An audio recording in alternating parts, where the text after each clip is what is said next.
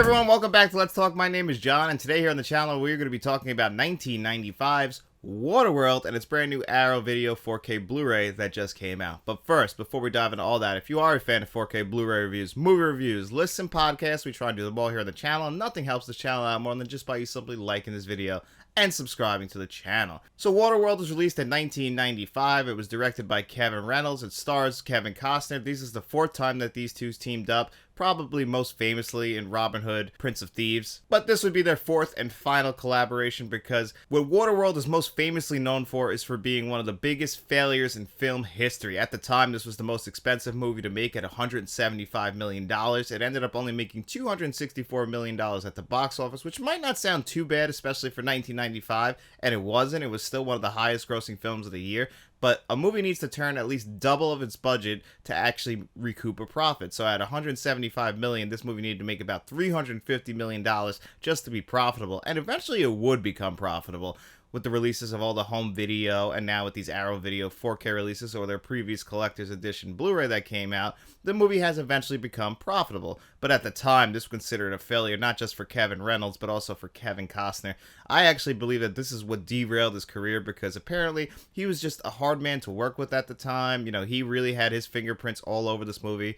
The movie was actually nicknamed Kevin's Gate, referring to Heaven's Gate, one of the other biggest failures in film history. And really, Kevin Costner's career didn't really recover, I believe, until Yellowstone, because before this, the guy was on top of the world when movies like No Way Out, Bull Durham, Field of Dreams, and then eventually when we get to the 90s, you know, with Dances with Wolves, which, you know, won Best Picture over Goodfellas, and then The Bodyguard took over the world in 1992, although I will argue that the song I Will Always Love You will be always bigger than the movie The Bodyguard. We'll always love you.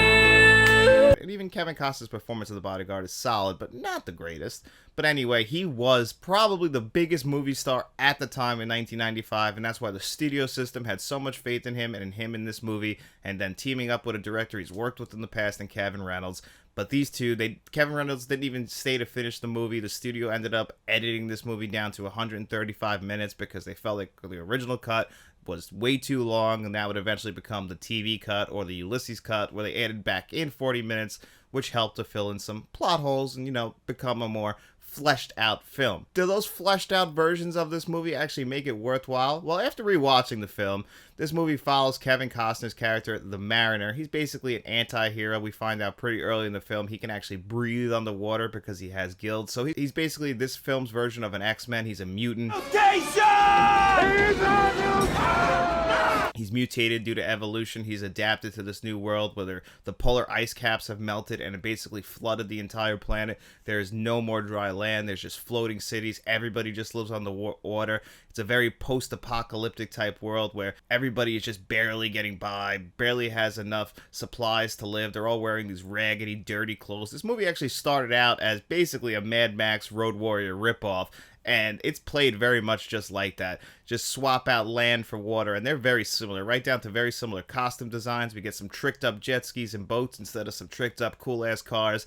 And I don't think this movie even comes near to the Mad Max movies, and I'm not even really a big fan of Mad Max, but you can totally tell that Kevin Costner was doing a Mel Gibson impression in this, right down to going in and out of an accent just like Mel Gibson does with his Australian accent, which I thought was hysterical. And the movie itself is just very uneven. Plot of it's pretty basic. We have the MacGuffin, this young girl. She has a tattoo on her back that's going to lead us to dry land, and that girl's being protected by Jeannie Triplehorn. So the two of them end up teaming up with Kevin Costner to help to try and find dry land, because the world is just becoming so unsurvivable. They got to try something.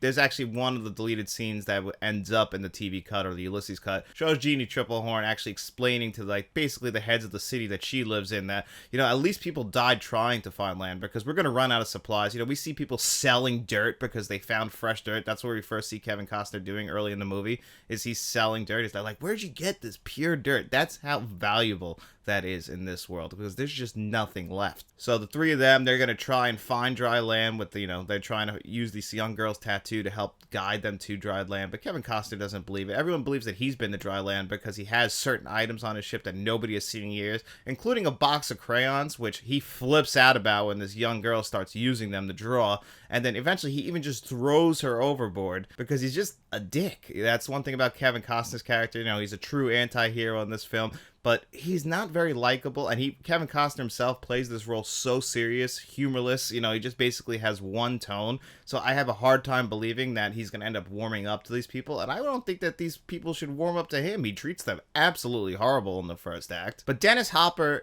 is also the main antagonist of this movie, and him and Kevin Costner do not seem like they're in the same movie. Kevin Costner looks like he's playing this role super serious, like he has a message to tell, talking about climate change. Dennis Hopper was just doing what Dennis Hopper was doing in the early 90s in movies like Speed. Pop quiz, hot shot.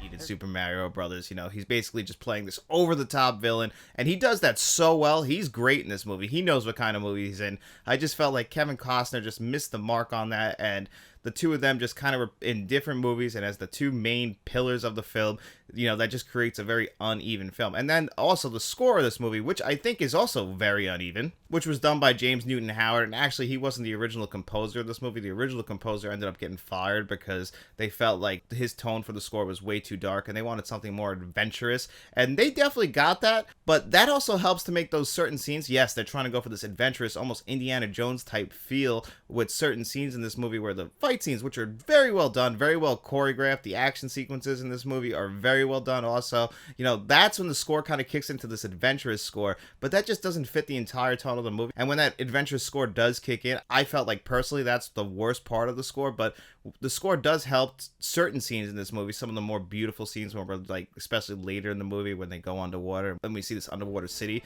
and the score kicks in there. That was perfect. So it's a very uneven score, which just fits the entire theme of this movie, which is just very uneven. It feels like it's two different movies kind of jockeying for position, because there is just a lot of good in here, but there's also a lot of bad in here. A lot of like not great acting. I don't really enjoy the colors of this movie, the very Mad Max looking theme of like, those flat beige colors. I don't think the costume design is perfect, at least not for me personally. And then just in general, the way the plot and the story progress, it's just extremely uneven. It feels like certain moments just feel big and epic, while other moments just feel downright silly, and they don't really feel like the same movie. I feel like that's kind of the issues that they were experiencing on set. This went way over budget. They had a lot of problems filming, so I'm sure that all played into it. And then, obviously they had to pull scenes out to get it down to that theatrical cut that wasn't the intended version of the film, because Kevin Reynolds ended up leaving the movie, so that also kind of hurts it as well when you're watching it.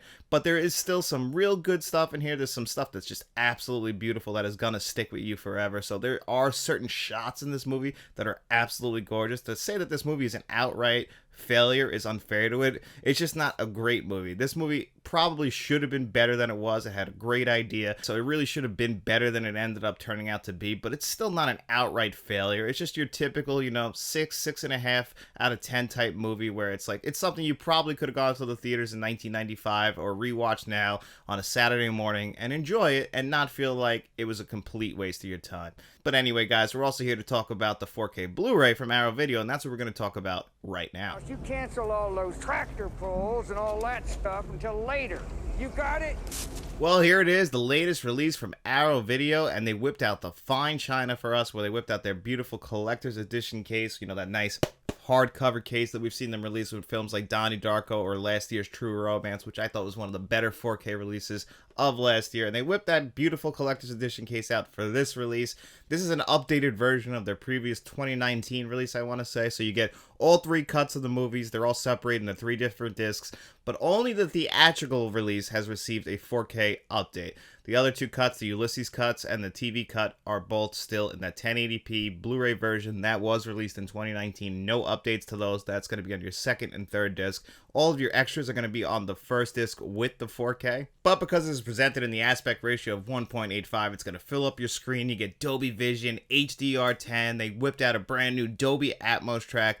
And that theatrical version is a big upgrade from what the Ulysses cut and the TV cut look like. So if the previous version that you might have had looks very similar to those as far as the previous Blu-ray of the theatrical cut, you're definitely going to get a big upgrade in visuals. I mean, the skin tones look gorgeous. The blue sky just pops off your screen. There's a scene early in the movie where the sun's setting, you know, the magic hour, and Kevin Costner's ship is just flowing through the water, and now that 4K just makes that look absolutely gorgeous. I mean, they did so much good stuff with the visuals here. They definitely upgraded it. The only thing that's really disappointing is, even though they updated it so well, it would have been nice to see them apply that to the Ulysses cut and the TV cut, because the people I've talked to have said that's the definitive edition that they go back and watch, and I know that those people are definitely going to be disappointed to find out that only the theatrical cut is the one that got an upgrade visually and audio-wise, and it really is a huge upgrade. I mean, I felt like that Dolby Atmos track was pumping through the room. I really felt it. I felt the bass. The dialogue was crisp and clear. I really had no complaints at all about the audio. I thought it was a big upgrade from when I was watching the Ulysses cut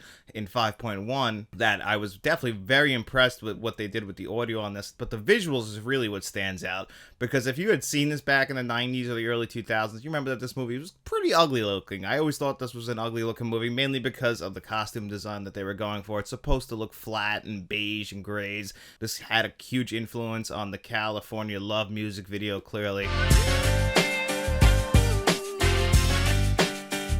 I never thought it was the most beautiful looking movie, even though it was filmed in Hawaii and it takes place on the water. It still was supposed to look like this post-apocalyptic world, but now this 4K really does flesh out all the colors. All the skin looks great. You could see all the water on their bodies.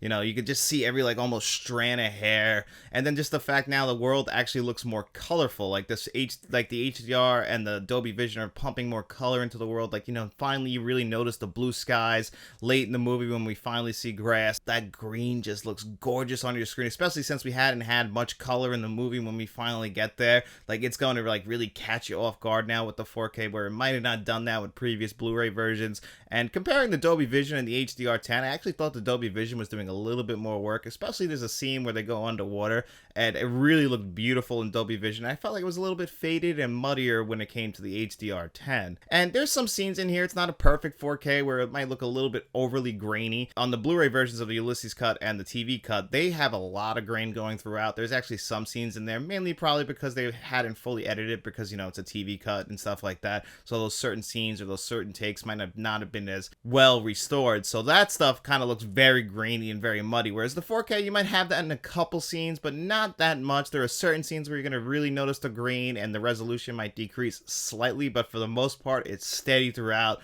It's a very good looking 4K. It's definitely an upgrade over previous versions of this film, and it's going to become the definitive edition of Waterworld from an audio and visual standpoint.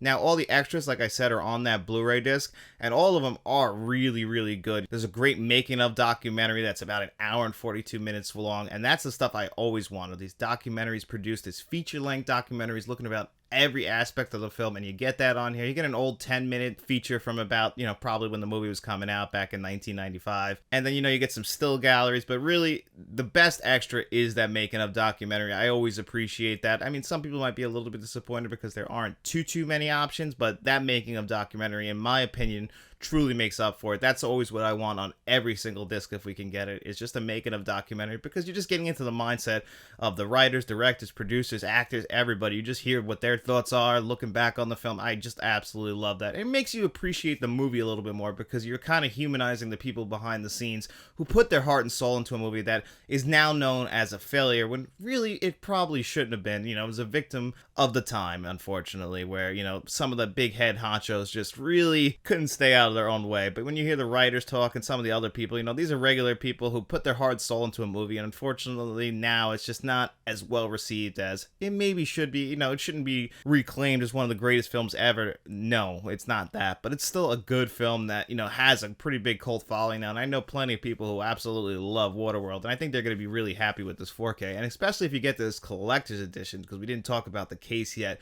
because it is absolutely gorgeous. Like I said, you get that nice hard case, you pull out the actual disc itself, and it's got a reversible slipcover, so you can make it look like this if you want, but I chose to go with this artwork instead, since I can have the best of both worlds. You pop it open, you know, get a little bit of paperwork there. Like I said, 3 discs, all with individual disc design on it. You know, I mean, they're all pretty much the same disc design, but we do appreciate it when it's not just a black disc or a blue disc, when they put a little bit of extra effort in. And they put plenty of extra effort into, you know, you get a nice little poster here, so if you're a fan of posters, good paper stock, also something that doesn't feel like it's gonna rip that easy or fade that easy or get all broken up. You know how it goes over time. And then you get a really nice book here with really nice paper stock, thick, again, something that doesn't feel like it's gonna rip, something that doesn't feel like it's gonna get worn over time.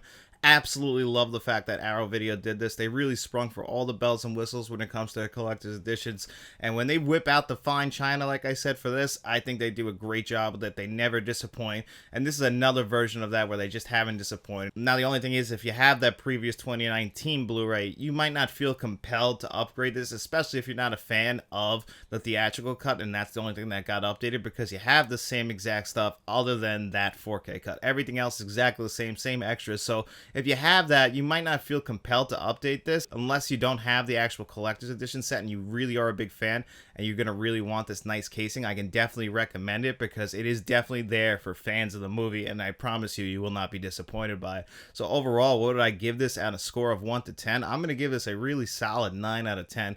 I really do think that Arrow Video did a great job, and honestly, we got kind of spoiled by Arrow Video this week between this and Mallrats. They really did a great job upgrading their previous releases to 4K, which, you know, I get that we don't get as much added to it other than the 4K disc itself, but it's still a lot of good stuff in there. It's stuff in there for the collector, and if you're a fan of these movies like Waterworld, you're going to be very happy with it. But anyway, guys, thank you so much for being here with me on another episode of Let's Talk. I really hope you enjoyed this episode, and if you did, nothing helps the channel out more than just by you simply liking this video, subscribing to the channel, and then getting out on the water yourself and telling all your friends about us. We'll be seeing you around.